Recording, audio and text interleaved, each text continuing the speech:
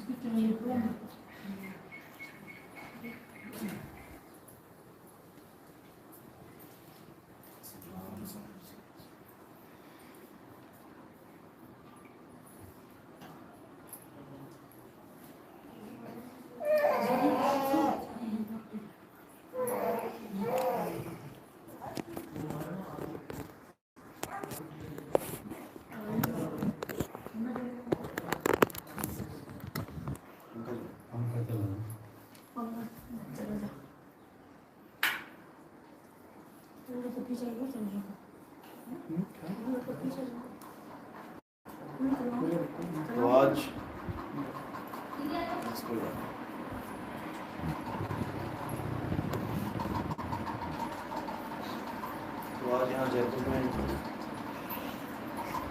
सत्संग आयोजित किया गया था और आपको आज सत्संग में उपस्थित हुए हैं। हमारा जो सत्संग है ये मूल ज्ञान का सत्संग है, कबीर पंथ का सत्संग है।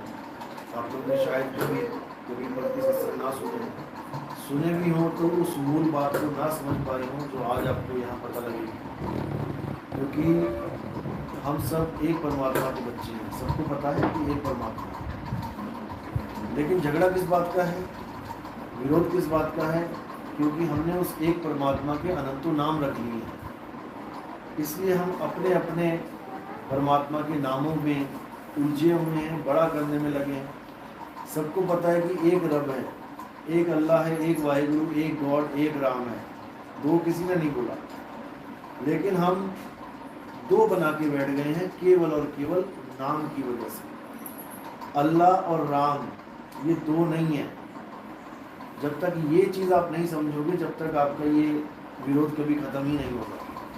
अल्लाह और राम दो नहीं है, ना किसी ने अल्लाह को देखा ना उस रमता राम को देखा, लेकिन नाम की वजह से दोनों झगड़ा कर रहे हैं। अल्लाह और राम एक ही ताकत के नाम है, उसी ताकत से ये शरीर चल रहा है।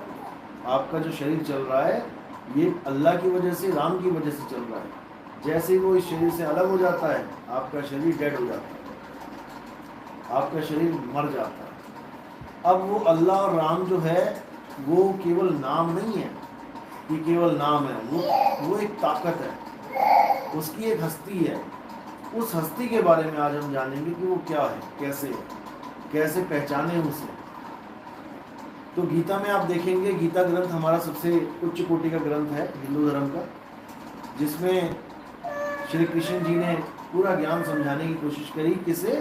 अर्जुन को पूरा ज्ञान समझाते हुए क्या बताया गया कि हे अर्जुन, हर जीव भगवान की भक्ति करना चाहता है, परमात्मा को पाना चाहता है, लेकिन उसका तरीका सही ना होने के कारण वो पूरा जन्म भक्ति तो करता रहता है, लेकिन उसको वो वस्तु नहीं मिल पाती जिसकी वो तलाश कर रहा था, और अंत समय में वो खाली हाथ यहाँ से चला जाता है। तो उन्होंने समझाया कि भक्ति करते हैं तो कैसे करते हैं, भक्ति करनी है तो किसकी करनी है। गीता में आपको ये सब समझाया गया है, लेकिन हमें गीता का सही ज्ञान देने वाला कोई गुरु नहीं मिल रहा। जितने भी मिल रहे हैं वो केवल गीता का पाठ पठन कर रहे हैं, गीता की कहानियां सुना रहे हैं, कृष्ण जी की लीलाएं बता रहे हैं, लेकिन जो कृष्ण जी ने दिव्य ज्ञान दिया है जिससे हमारी मुक्ति होगी, हमें वो ज्ञान नहीं दिया जा रहा। तो उस ज्ञान का क्या नाम है जिससे हमारी मुक्ति होगी? उसका नाम है आत्मज्ञान। आप देखोगे गीता में कृष्ण जी ने अर्जुन को हर जगह एक ही चीज समझाने की कोशिश करी कि हे अर्जुन, उस अजन्मे को जान जिसका कभी जन्म नहीं होता, जिसकी कभी मृत्यु नहीं होती, जिसको शस्त्र काट नहीं सकता, अग्नि जला नहीं सकती, वायु सुखा नहीं सकती, जल भिगो नहीं सकता। कौन है वो? उसको जान। वो अजन्मा है, नित्य है, शाश्वत है, सनातन है। वही सनातन है। अगर हमने उसको जान लिया तो हम सनातनी होंगे, अगर हम उसको नहीं जान पाए तो हम सनातन धर्म के नहीं हैं। तो सनातन क्या है? आत्मा ही सनातन है। उसी आत्मा का पूरा खुलासा गीता में किया गया है। उसमें यहां तक समझा दिया गया, अर्जुन तू, मैं और ये समस्त राजा महाराजा जितने भी खड़े हुए हैं, हम सब शरीर नहीं हैं, हम सब आत्मा हैं। और जो अपने आप को शरीर मानता है, शरीर समझता है, वो अज्ञानी है। अरे शरीरों के मरने पर भी आत्मा का नाश नहीं होता। हम और तुम आत्मा हैं, शरीर तो उस आत्मा के कपड़े हैं जो युद्ध ना भी हो तब भी एक दिन नाश हो जाएंगे। जरूरी नहीं कि कोई आपको मारे तभी आपका शरीर मरेगा। बिना किसी के मारे भी शरीर अपने आप जर्जर अवस्था में जाके ये आत्मा उस शरीर को छोड़ देती है। जिसको किसी ने तीर नहीं मारा, जिसको किसी ने गोली नहीं मारी, उसको क्या जरूरत है शरीर छोड़ देगी। वहां तो मजबूरी है, किसी ने गर्दन ही काट दी, अब छोड़ना पड़ेगा शरीर। लेकिन जिसकी कोई गर्दन नहीं काट रहा है, वो क्यों शरीर छोड़ रही है आत्मा? क्योंकि आत्मा इन फटे हुए पुराने कपड़ों को उतार देती है और फिर एक नया कपड़ा धारण कर लेती है। कहाँ धारण करती है? माँ के गर्भ में। माँ के गर्भ में ये कपड़े धारण किए जाते हैं। माँ के गर्भ में ये कपड़े धारण किए जाते हैं। हम उन कपड़ों को धारण करते हैं, लेकिन हम कपड़े नहीं हो जाते। ये लड़का, लड़की, आदमी, औरत, आप देखेंगे ये माँ के गर्भ में तैयार होता है। माँ के गर्भ में जब तैयार होता है तो हम डॉक्टरों के पास भी कई बार पहले जाते थे, अब तो चलो जुर्म हो गया ये टेस्ट करवाना, लिंग टेस्ट करवाना कि लड़की है या लड़का है। तो मशीनों के द्वारा हम ये पता कर लेते थे कि हमारे बहू बेटी के गर्भ में लड़का आ रहा है कि लड़की आ रही है। जबकि लड़का और लड़की केवल कपड़े हैं। हम कपड़ों का टेस्ट करवाते रहे, लड़का और लड़की के कपड़े पहन के कौन आ रहा है हम उसको नहीं समझ पाए। वो जीवात्मा है जो इन दोनों शरीरों को धारण करती है। कभी आदमी बन जाती है, कभी औरत बन जाती है, केवल कपड़े पहनने मात्र से। आप इस दुनिया में देखो, जितनी भी दूर नजर जाएगी, या तो आदमी या औरत, या फिर जो ट्रांसजेंडर है, ना आदमी ना औरत, इसके अलावा आपको और कुछ दिखाई ही नहीं देगा। लेकिन ये सब कपड़े हैं, हम और आप कपड़े नहीं हैं। अब हम और आप कपड़े नहीं हैं, हम और आप शरीर नहीं है, आत्मा है। तो कृष्ण जी क्या है? वो आदमी है या औरत है या एक आत्मा है?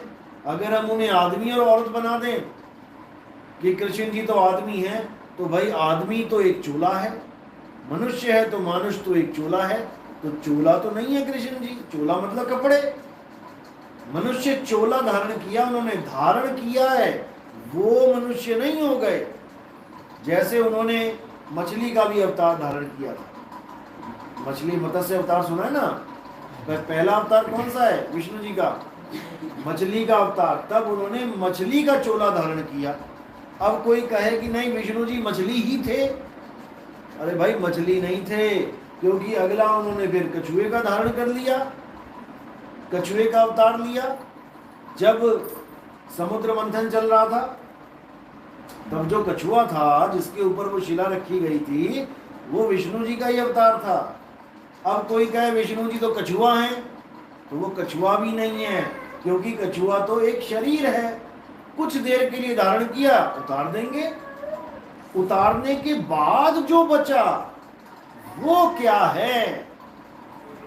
वो है असली स्वरूप विष्णु जी का। फिर कछुए का शरीर छोड़ के जंगली सूअर का शरीर धारण कर लिया। जब पृथ्वी को जमीन से पानी से लेके आ रहे थे बाहर, देखा ना चित्र जंगली सूअर का, यहाँ दांतों में पृथ्वी फंसा रखी है। अब कोई कहे नहीं जंगली सूअर ही है विष्णु जी, तो भाई वो जंगली सूअर भी नहीं है। जंगली सूअर का, वराह का तो एक शरीर धारण किया उन्होंने, वो भी उतार दिया। उसके बाद नरसिंह अवतार ले लिया, आधा आदमी आधा जानवर। अब कोई कहे कि यही विष्णु जी है, तो ये भी विष्णु जी नहीं है। तो ऐसे करते करते सारे शरीरों को धारण करके छोड़ के, धारण करके छोड़ के एक इंसान का भी शरीर पकड़ लिया। राम जी, कृष्ण जी, बुद्ध जी, वामन अवतार, परशुराम, ये सब मनुष्य चोले वाले अवतार हैं, लेकिन वो मनुष्य नहीं हो गए। मनुष्य तो एक चोला है। ऐसे ही विष्णु जी ने एक ही बार में 2 अवतार धारण किए, एक नर का एक नारी का। जब अमृत कुंड निकला समुद्र में से और राक्षस उसके पीछे पड़ गए अमृत पीने के लिए, तो वहां पे कौन सा रूप धारण किया उन्होंने? एक अप्सरा का, एक औरत का रूप धारण कर लिया। अब कोई कहे कि विष्णु जी तो औरत हैं, जैसे आप पूरे विश्वास के साथ कहते हो कि विष्णु जी तो आदमी हैं, कृष्ण जी तो आदमी हैं, राम जी तो आदमी हैं, वहां क्यों नहीं बोल पा रहे हो कि विष्णु जी औरत है? भस्मासुर को मारा, भस्मासुर को मारा, कौन था भस्मासुर? जो शंकर जी के पीछे भागा, उनको मारने के लिए कि सिर पे हाथ रख दूंगा शंकर जी भस्म हो जाएंगे। शंकर जी आगे आगे भागे, भस्मासुर पीछे पीछे भागा। अब शंकर जी के आगे, शंकर जी के पास कोई चारा नहीं था, क्या किया जाए, क्योंकि खुद ही श्राप वो दे रखा है वरदान। अब उन्होंने किसको बुलाया? विष्णु जी को। अब विष्णु जी को चाहिए था कि वो अपने असली स्वरूप में आते। भाई जब युद्ध होता है तो अपने असली स्वरूप में होता है ना, लेकिन उनको पता है कि अगर मैं अपने स्वरूप में चला गया, यानी आदमी के स्वरूप में चला गया, तो जैसे ही शंकर जी को दौड़ा रखा है मुझे भी दौड़ा लेगा, क्योंकि वरदान है उसके पास। अब वहां पर क्या किया? नारी का रूप धारण कर लिया, अप्सरा का। अब लगा नचाने उनको कि जैसे मैं नाचूं वैसे तू नाच। नाचते नाचते नाचते उसने अपने ही सिर पे हाथ रख लिया अप्सरा ने, उधर भस्मासुर ने भी अपने सिर पे हाथ रख लिया और भस्म हो गया। अब यहाँ पर कोई कहे कि नहीं विष्णु जी तो औरत हैं, लेकिन आदमी का रूप धारण करके बैठे हैं शेषनाग पे, अगर कोई ये बात बोले हजम नहीं होगी किसी को हजम नहीं होगी कि विष्णु जी तो एक औरत हैं, लेकिन आदमी का रूप तो धारण करके बैठे हुए हैं वो शेषनाग पे, असली रूप तो औरत का है। तब किसी के हजम नहीं होगी ये बात। लेकिन अगर ये बात कह दो कि विष्णु जी आदमी हैं और औरत का रूप धारण करके वो लीला करते हैं, तो सबको हजम हो जाएगी। अरे भाई, आदमी और औरत दोनों ही रूप उसके नहीं हैं, दोनों चोले हैं। आदमी भी एक रूप चोले का है, औरत भी एक रूप चोले का है। जितने भी रूप हैं ये सब चोला हैं। विष्णु जी, कृष्ण जी, राम जी चोला नहीं है। अगर ये चोला है, राम जी चोला है, शरीर है, तो सरयू नदी में उनके शरीर का नाश हो गया। फिर तो कह दो राम जी भी मर गए। राम जी नहीं मर सकते, राम जी ही नहीं तुम भी नहीं मर सकते, तुम भी अमर हो। लेकिन अपने आप को, अपने जीवन को तुम एक बाउंडेशन में बांध के बैठ गए हो कि ये मैं हूं, जब तक ये चल रहा है शरीर मैं जीवित हूं, शरीर खत्म हो गया मैं मर गया। यही अज्ञान है। जब तक तुम अपने आप को शरीर मानोगे तब तक तुम्हारी मुक्ति नहीं होने वाली। चाहे बड़े से बड़े मंदिर में जाके पूजा कर देना, लाखों रुपया सारे जीवन का कमाया एक एक पैसा चढ़ा देना भगवान के चरणों में, तुम्हारी मुक्ति नहीं होने वाली। क्यों नहीं होने वाली? क्योंकि जिससे मुक्ति चाहिए तुम उसी को अपना स्वरूप मान बैठे हो। मुक्ति किससे चाहिए? इस काया से मुक्ति चाहिए। शरीरों से मुक्ति को ही, मुक्त हो जाने को ही मुक्ति कहते हैं। तो शरीर से जब मेरी मुक्ति हो जाएगी, मैं दोबारा धारण नहीं करूंगा चोला, तो किस स्वरूप में रहूंगा? जब तक ये समझ में नहीं आया, आपका कोई फायदा नहीं किसी देवी देवता भगवान की पूजा करने का, क्योंकि आप उसके कपड़ों की पूजा करते रहे। आपने जाना ही नहीं कि मेरा राम, मेरी सीता एक आत्मा है, शरीर नहीं है। शरीर नहीं है, इंद्रियां नहीं है, आंख, कान, नाक, मुंह, हाथ, पैर, ये तो शरीर हैं। इन शरीरों को धारण किसने किया है? वो है आप। इसीलिए कबीर साहब ने बोला, आत्म ज्ञान बिना नर भटके, कभी काबा कभी काशी। मुसलमान भटक रहे हैं कहाँ? काबा में। परमात्मा को ढूंढने जा रहे हैं, अल्लाह को ढूंढने जा रहे हैं। और हिंदू कहाँ भटक रहे हैं? काशी में, भगवान को काशी में ढूंढने जा रहे हैं, तीर्थों में जा रहे हैं ढूंढने। और भगवान कहाँ है? जब हनुमान जी और राम जी का बिछोड़ा होने लगा, राम जी और सीता जी सब जाने लगे, तो विभीषण को जब राज दे दिया तो विभीषण ने पूछा, भाई हनुमान जी आप तो अमर हो, कहते हैं ना हनुमान जी अमर हैं, उनकी अभी भी मृत्यु हुई, अभी भी कहीं छुपे हुए हैं, वो सामने नहीं आ रहे। तो वो कहते हैं आप तो अमर हो, आप अब कैसे दर्शन करोगे राम जी के, सीता जी के? वो तो आपको छोड़ के जा रहे हैं। तो हनुमान जी ने कहा ये मुझे छोड़ के जा ही नहीं सकते, क्योंकि वो तो शरीर छोड़ के जा रहा है, वो थोड़ी नहीं छोड़ के जा रहे हैं। तो उन्होंने क्या रूप दिखाया, कहाँ दिखाया? अपनी छाती फाड़ के दिखा दी कि राम जी और सीता जी मेरे अंदर बसते हैं, मुझे छोड़ के कहाँ जाएंगे वो। यही वो संकेत है जो आपको समझाने की कोशिश की गई थी कि परमात्मा भगवान कहाँ है? मंदिर में है। मंदिर यानी मन के अंदर। लेकिन हम कहाँ ढूंढने लगे? हम बाहर के मंदिरों में ढूंढने लगे। हमने बाहर मंदिर बनाए तो कोई आया और उसने मंदिर को मस्जिद बना दिया। उस मंदिर को मस्जिद बनाया जा सकता है ऊपर का गुंबद हटा के, इस मंदिर को कौन मस्जिद बनाएगा? इसको कोई नहीं बना सकता। तो इसको जानना है जहां पर वो रहते हैं। तो कबीर साहब ने क्या बताया कि परमात्मा कहाँ रहता है? परमात्मा रहता है आपकी आत्मा में। जब लगना चीनोगे आत्म, तब लगना मिली है परमात्म। आत्म चीने परमात्म चीने, संत कहावे सोए, यह भेद काया से बाहर बूझे बिरला को। अगर आप शरीर रूप में देखते हो तो आपके मन के अंदर सब विराजमान है। आप देखो सपनों में आपको कितने शरीर दिखाई देते हैं, हाथी, घोड़ा, शेर, चीता, बड़े बड़े पहाड़, बड़ी बड़ी नदियां, ये सब शरीर हैं, तत्व हैं। कहाँ हैं? तुम्हारे अंदर है। तुम्हारे ही अंदर पूरा समुद्र है, लेकिन तुम्हें नहीं पता। इसीलिए आत्मा का ज्ञान ही सबसे सर्वश्रेष्ठ ज्ञान है। हमें आत्मा का ज्ञान चाहिए। अगर हम कृष्ण जी की, राम जी की पूजा करना चाहते हैं तो हमें पहले कृष्ण जी और राम जी को जानना पड़ेगा। कृष्ण जी को जानना, राम जी को जानना और उनके कपड़ों को जानना, ये दोनों अलग अलग बातें हैं। आप लाल साड़ी, पीली साड़ी, हरी साड़ी पहन के बैठ सकते हो। इन साड़ियों को पहनने से आप लाल, पीले, हरे नहीं हो गए। ये आपने वस्त्र धारण किए हैं, आज पीला पहना है, कल लाल पहन लेंगे, परसों सफेद पहन लेंगे।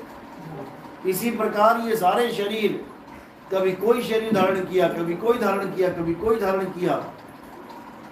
ये सब शरीर धारण करना और छोड़ना चलता रहेगा, जन्मों जन्मों से चल रहा है और चलता रहेगा। सतयुग से त्रेता आ गया, त्रेता से द्वापर आ गया, द्वापर से कलयुग आ गया। क्या हमने सतयुग, द्वापर, त्रेता में कोई भक्ति नहीं करी होगी राम जी, कृष्ण जी की, विष्णु जी? सबकी करी। लेकिन आज भी यहीं बैठे हैं, आज भी यहीं बैठे हैं। इसका ये प्रमाण है कि हम मुक्त नहीं हुए। हम किसी भी भक्ति को, कितने ही हमने यज्ञ किए, उनको करने के बाद भी हम मुक्त नहीं हुए, क्योंकि हम आज भी यहाँ बैठे हैं। और अगर हमने फिर से दोबारा गलत भक्ति कर दी तो हम दोबारा माँ के गर्भ में आ जाएंगे। एक बार माँ के गर्भ में आना, एक बार शरीर छोड़ना इतना मुश्किल है कि आपकी हालत खराब हो जाएगी। जब मृत्यु आएगी हालत खराब हो जाएगी। एक बार मरना कितना मुश्किल है, लेकिन इस माया के जाल में आप बार बार जन्म लेते हो, बार बार मरते हो। अरे एक ही बार मार के काम खत्म करो ना हमारा। लेकिन नहीं, दोबारा फिर सृष्टि बना देंगे, फिर तुम्हें यहाँ पे उठा के पटक देंगे। इन चीजों से बचना है तो आत्मज्ञान में आना है। आत्मज्ञान का मतलब है मैंने एक बार शरीर छोड़ दिया, अब मुझे दूसरा शरीर धारण करने की जरूरत नहीं है। मैं मुक्त अवस्था में रहूंगा, मुक्ति पद में रहूंगा। और वहां पर रहने के बाद मुझे किसी माँ की, किसी भाई की, किसी बेटे की नौकरी, मकान, दुकान, भोजन, पानी, इसकी कोई जरूरत नहीं पड़ेगी। हर चीज से मुक्ति, क्योंकि यही चीजें बंधन हैं। शरीर धारण करने के बाद इसी में उलझे पड़े हैं हम लोग। तो एक ही मौका मिला है, इंसानी चोला। अगर ये इंसानी चोला गलती से छूट गया और आप सत्य को नहीं धारण कर पाए तो आपकी दुर्गति होना निश्चित है। कृष्ण जी ने कोई कमी नहीं छोड़ी गीता में समझाने में, लेकिन हम नहीं समझ पाए। कृष्ण जी ने गीता में बिल्कुल साफ बोला कि जो भी देवी देवताओं की पूजा करते हैं, जो भी भूतों की पूजा करते हैं, जो भी पितरों की पूजा करते हैं, ये सब अज्ञानी है, अल्प बुद्धि है, इनकी पूजा नहीं करनी है। तो करना क्या है? अपनी आत्मा को जानना है। अध्याय 2 पढ़ो ढंग से, अच्छी तरह। कृष्ण जी का और देवताओं का तो आपस में कोई कनेक्शन है ही नहीं। हमने कृष्ण जी को भी देवता बना के रख दिया। कृष्ण जी देवताओं के खिलाफ हैं।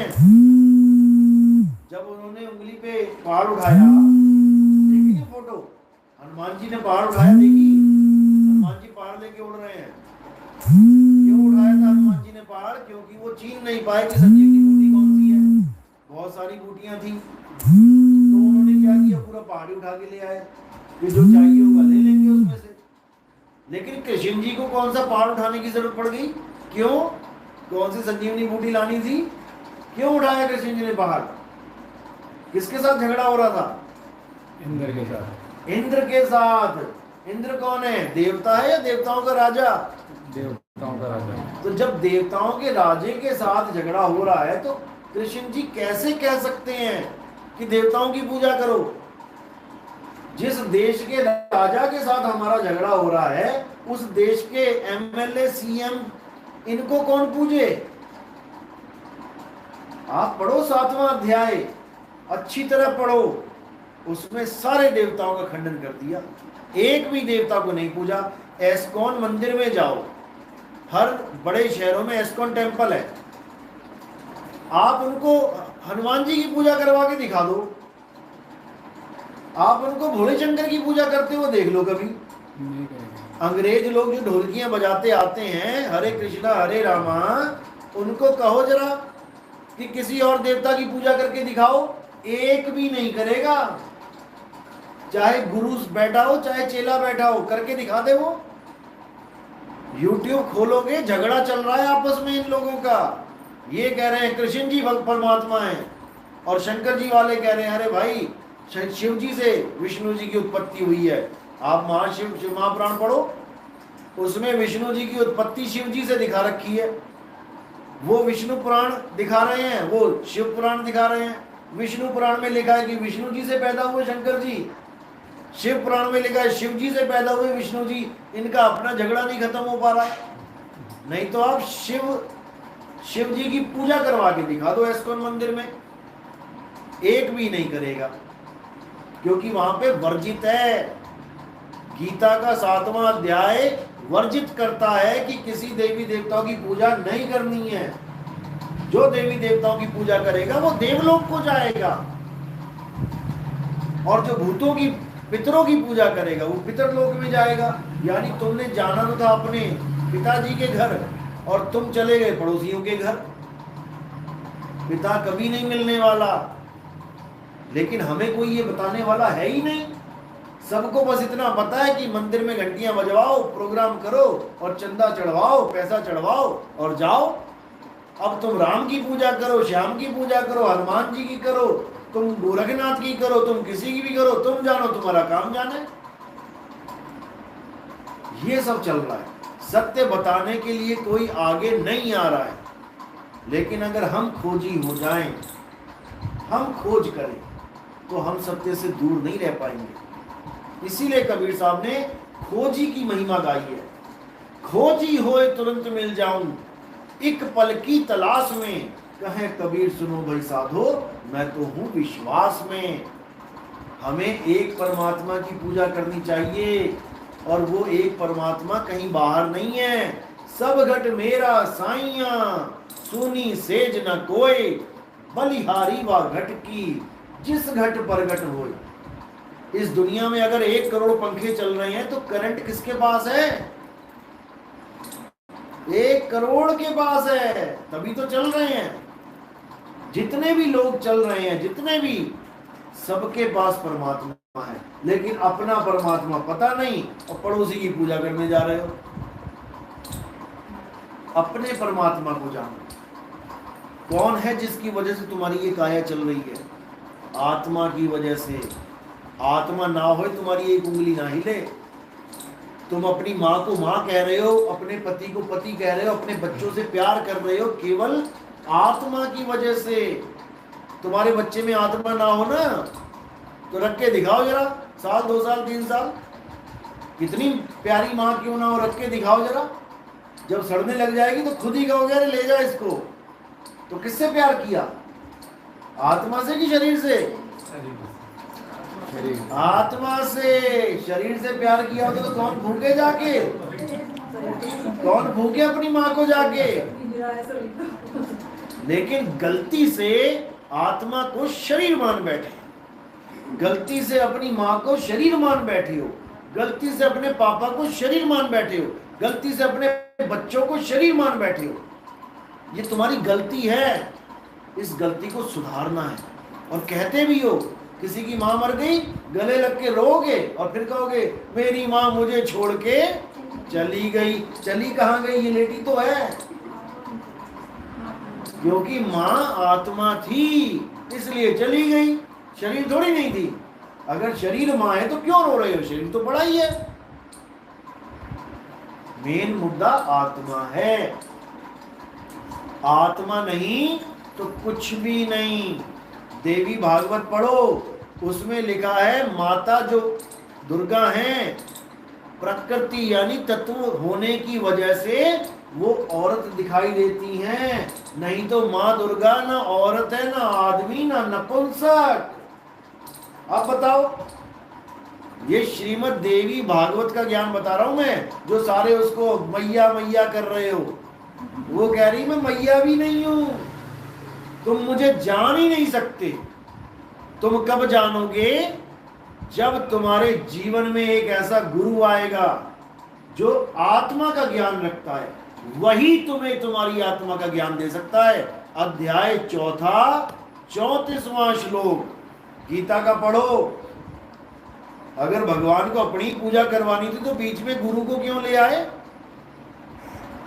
अपना ही पूजन करवाना था तो आत्मा के बारे में क्यों बता रहे हो भाई? आत्मा का क्या मतलब है फिर? मैं भगत, मेरा भगवान कृष्ण जी, अब बीच में दूसरा अध्याय की क्या जरूरत है? इसीलिए जरूरत है क्योंकि दूसरा अध्याय ही सार है, इस जीवन का सार है। गीता का सार वो नहीं जो तुम कैलेंडर पे देखते हो, तू क्या लेके आया, तू क्या लेके जाएगा, जो पाया यहीं पाया, जो छोड़ा यहीं छोड़ा। ये तो एक शराबी भी बता देगा तुम्हें। इतना ज्ञान तो शराब पीने के बाद, इतनी बातें तो शराबी बता देगा। क्या लेके आया यार, तू क्या लेके जाएगा, उसको भी पता है।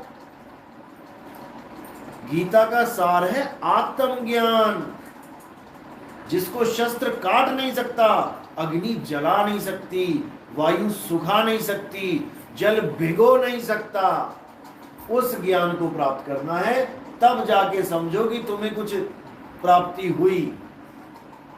गीता बोलने का कोई फायदा हुआ? नहीं तो कोई फायदा नहीं हुआ। जैसे आए थे बेरंग लिफाफे की तरह वैसे ही चले गए।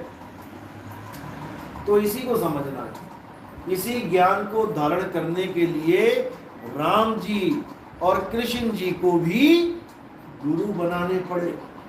कौन थे गुरु राम जी के? गुरु वशिष्ठ। और कृष्ण जी के गुरु कौन थे? जिनको भगवान मान के आप पूज रहे हो, वो खुद गुरु के चरणों में बैठे हैं। उनको गुरु करने की क्या जरूरत थी? तो इसलिए कबीर साहब भी कहते हैं कि बिन गुरु पढ़े जो वेद पुराना, और सार न जाने रहे अज्ञाना। वो सार नहीं जानते। सार यानी कि आत्मा, आत्मा को नहीं जानते। आत्मा ही सार है। सत्य नाम आत्मा का नाम है, जो सदा सदा सत्य है। सत्य नाम है सार, बूझो संत विवेक करी, उतरो भव जल पार, सतगुरु का उपदेश यही। सत्य नाम है सार, सार यानी आत्मा, सार सार तो गही रहो और थोथा दियो उड़ाए। आत्मा को छोड़ के जो कुछ भी है, मन, माया, 3 गुण, 5 तत्व, 25 प्रकृति, इस सब को थोथे को उड़ा दो और केवल आत्मा सार को ग्रहण कर लो। तब तुम्हें समझ में आ जाएगा कि असल में तुम्हारा स्वरूप है क्या। ना तुम नर हो ना तुम नारी हो, तुम हो नाम। तुम्हारा स्वरूप है नाम। और कौन सा नाम? सत्य नाम। जिसको बोला तुमसे कहूं मैं नाम विचारी, ना वो ज्योत ना पुरुष न नारी। ये आत्मा ना तो ज्योत है। कई लोग यहां पर ध्यान लगा लेते हैं और यहां ज्योत प्रकट कर लेते हैं, कहते हैं हमें आत्मज्ञान हो गया। सपने में भी नहीं हुआ। आत्मज्ञान का मतलब होता है खुद का ज्ञान। जैसे आत्महत्या का मतलब होता है खुद की हत्या, आत्मनिर्भर का मतलब होता है खुद पे निर्भर, आत्म रक्षा का मतलब होता है खुद की रक्षा, आत्म कथा का मतलब होता है खुद की कथा। ऐसे ही आत्म ज्ञान का मतलब होता है खुद का ज्ञान। जब तुम किसी ज्योत को देख रहे हो तो तुम तो देख रहे हो। किसका ज्ञान हुआ तुम्हें? जो दिख रहा है। जो देख रहा है वो कौन है? उसको नहीं जानते। जो देख रहा है वो अजर अमर अटल अविनाशी है, जो ना तो कभी पैदा होता है ना कभी मरता है। आप रात में सोते हो ना? रात में कितने घंटे सोते हो? 4-5 घंटे सोते ही हो? 6 घंटे रोज सोते हो? अगर आप सोते हो तो फिर सपना कौन देखता है? आत्मा। तो फिर सोया कौन? तो सोया कौन? शरीर सोया। तुम तो शरीर हो ही नहीं, तुम तो आत्मा हो। तुम आत्मा हो। तुम दिन में भी देख रहे हो और तुम सोने के बाद यानी शरीर के सोने के बाद रात में भी देख रहे हो। तुम कभी नहीं सोते, कभी सोती ही नहीं। ये 24 घंटे सर्विस देती है ये। लेकिन हमें समझ ही नहीं आ रहा कि मैं सो रहा हूं कि मेरा शरीर सो रहा है। ना हम सोते हैं ना हम कभी खाते पीते हैं। कौन खा रहा है? शरीर खा रहा है। केला खा लिया, सेब खा लिया और कह क्या रही है आत्मा? मैं खा के आया, मैं खा के। अरे तू खा ही नहीं सकता कभी। खाने वाला कोई और है। शरीर खाता है, शरीर ही खाता है, शरीर ही निकालता है, पचाता है। तुम कुछ नहीं खाते, तुम्हें खाने की जरूरत ही नहीं है। तुम अजर अमर अविनाशी हो, अटल सत्य हो, ईश्वर अंश, जीव अविनाशी। ये जीव अविनाशी है लेकिन अपने स्वरूप को ना जानने के कारण अपने आप को शरीर मान बैठा है। शरीर मान बैठा है तो अब इसका जन्म और मरण होगा। इसीलिए कृष्ण जी ने 4थे अध्याय में बोला, हे अर्जुन, तेरे और मेरे कई जन्म हो चुके हैं। तू उन्हें नहीं जानता लेकिन मैं जानता हूं। अब यहां पर कई जन्म हो चुके हैं। कई जन्म तो तब होंगे ना जब कई बार मृत्यु हो चुकी है। आपके 10 जन्म हो गए तो 10 जन्म तो तब हुए ना जब 10 बार मृत्यु भी हुई है, तभी तो जन्म हुए। तो कृष्ण जी कह रहे हैं कि तेरे और मेरे कई जन्म हो लिए। अब ये कौन से स्वरूप की बात चल रही है? देही स्वरूप की। यानी देह स्वरूप में मैं भी कई बार आ लिया और हे अर्जुन तू भी कई बार आ लिया। लेकिन अब अगला ही श्लोक क्या कह रहा है? ये 5वां श्लोक है। अगला श्लोक कह रहा है कि यद्यपि मैं अजन्मा हूं, मैं अजन्मा हूं, मेरा कभी जन्म नहीं होता। दोनों ही श्लोक एक के बाद एक लिखे गए हैं। तो या तो पहला सही है या फिर दूसरा सही है। दोनों में से एक सत्य है। या तो कह दो कि मेरा कभी जन्म होता ही नहीं है, ये सत्य है, या फिर ये लिख रहे हो कि मेरे और तेरे कई जन्म हो लिए, फिर तो ये झूठ हो गया। लेकिन ये दोनों ही सत्य हैं। कैसे सत्य हैं? जहां जन्म की बात हो रही है वो देही स्वरूप की बात हो रही है कि तेरे मेरे कई जन्म हो लिए, मैं पता नहीं कितनी बार राम बन के श्याम बन के आ लिया, कितनी बार मैं मत्स्य अवतार, कछुए का अवतार लेके, वराह का अवतार लेके, कितनी बार मैं नरसिंह का अवतार लेके आ लिया। तेरे मेरे कई जन्म हो चुके हैं, लेकिन मैं अजन्मा हूं, यानी असल में मेरा जन्म नहीं होता, मैं एक आत्मा हूं। जब इस ज्ञान को समझोगे तब समझ पाओगे कि असल में कृष्ण जी का असली स्वरूप क्या है और हमें पूजा किसकी करनी है, नकली स्वरूप की या असली स्वरूप की। उस स्वरूप की पूजा करनी है जिसको शस्त्र काट भी सकता है, अग्नि जला भी सकती है। कैसे शरीर छूटा था कृष्ण जी का? अंत समय में शरीर का क्या हुआ था? तीर लगा, उनके पैर में तीर लग गया था। एक बहेलिये ने तीर मारा था तो उसमें तो शस्त्र लग गया, अस्त्र लग गया। तो उसकी पूजा करनी है जिसमें शस्त्र अस्त्र लग सकता है, या उसकी पूजा करनी है जिसको शस्त्र अस्त्र नहीं काट सकता। उस स्वरूप की जब तुम पूजा करोगे, कैसे करोगे? हे अर्जुन, जब तुम उस गुरु की शरण में जाओगे जो अपनी आत्मा को जान चुका है, वही तुम्हें तुम्हारी आत्मा का ज्ञान करा सकता है। जब तुम्हें अपनी आत्मा का ज्ञान हो जाएगा तब तुम्हें समझ में आ जाएगा कि कृष्ण जी का स्वरूप क्या है, राम जी का स्वरूप क्या है, दुर्गा जी का स्वरूप क्या है, हनुमान जी का स्वरूप क्या है। ये जितने भी गुरु शरीरों वाला स्वरूप लेके बैठे हुए हैं, इनको गुरुआ बोला है कबीर साहब ने। गुरुआ तो घर घर फिरे, कौड़ी केर 50, एक कौड़ी में 50 गुरु मिल जाते हैं ऐसे। और अपने रूप की खबर नहीं, शिष्य करण की आस। अपना रूप जानते नहीं है कि मैं एक आत्मा हूं, और चेले बनाने में लगे हैं, लाखों करोड़ों चेले बना लिए। अब ना उसको अपना रूप पता है और ना ही चेले का स्वरूप पता है। वो खुद को आदमी मान के बैठा है और चेले को आदमी और औरत बना के बैठा है। यही अज्ञान है। ऐसे गुरुओं के लिए क्या बोला कबीर साहब ने? कहां जाएंगे ये लोग? अरे झूठा गुरु अजगर बना, लख 84 जाए और सारी संगत चींटी बनी, तोड़ तोड़ के खाए। तोड़ तोड़ के खाएंगे उस गुरु को। क्यों? क्योंकि उसने इन जीवों का अनमोल जीवन बर्बाद कर दिया। देना था आत्मज्ञान और पकड़ा दिया देही ज्ञान। देना था कृष्ण जी के आत्म स्वरूप का ज्ञान। हे अर्जुन, जो मुझे मनुष्य करके जानता है वो यथार्थ में मुझे नहीं जानता। जो मेरे अविनाशी स्वरूप को जानता है वही यथार्थ में मुझे जानता है।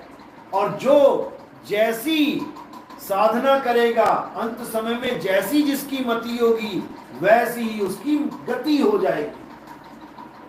जो शरीरों की पूजा करेगा वो शरीरों को ही प्राप्त करेगा, और जो आत्मा में लीन रहेगा वो आत्म गति को प्राप्त करेगा। 7वां अध्याय 17वां श्लोक। हे अर्जुन, जो अपनी आत्मा में संतुष्ट रहते हैं, जो अपनी आत्मा में निपुण हो जाते हैं, रमण करते हैं, उन्हें किसी अन्य पर निर्भर रहने की कोई जरूरत नहीं होती रहती।